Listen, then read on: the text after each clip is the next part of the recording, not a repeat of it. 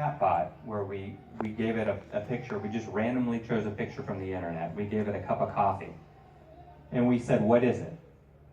And it actually provided 3 guesses. So this is using the machine learning vision technique.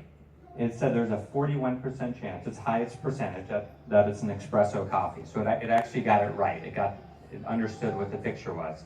But it also had 2 other guesses. It guessed that there was a cup and then there was a tray. And it's actually this algorithm that we put into this car system.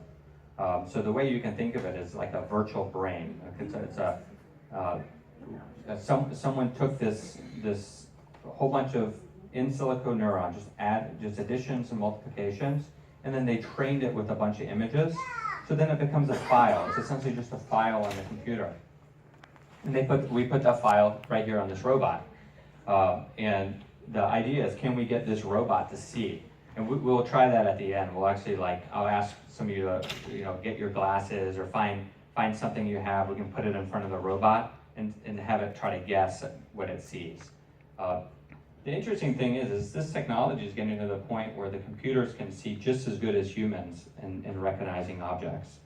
And that's using the machine learning techniques. Here's an example where they took a picture of a kitchen and not only identified that it's a kitchen, but every single object in the kitchen, and also the chance, this is the confidence level. So it's 97% confident that that's an oven. Which is kind of neat. You can set your own threshold. You can say only believe things that it has, just like humans. You might sort of know what something is, or be unsure. If you're unsure, you might have a 30% confidence, and the computer is able to do the same thing. This is being used a lot now towards self-driving cars. We're starting to see some of that in the next few years. You'll start seeing a lot more of that, basically cars that can drive themselves. They use this technology because it's important for them to be able to recognize objects around them as they drive. If another car is about to swerve into their lane, or if a pedestrian is going to walk across the street, they have to be able to recognize that that's a car, that's a bus, that's a pedestrian, and do the right thing. So it uses these machine learning techniques inside. It's actually kind of interesting.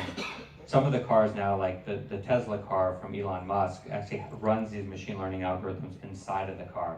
So they're not on the internet or anything else. Actually, these calculations are being done on just a little chip that's inside of the car.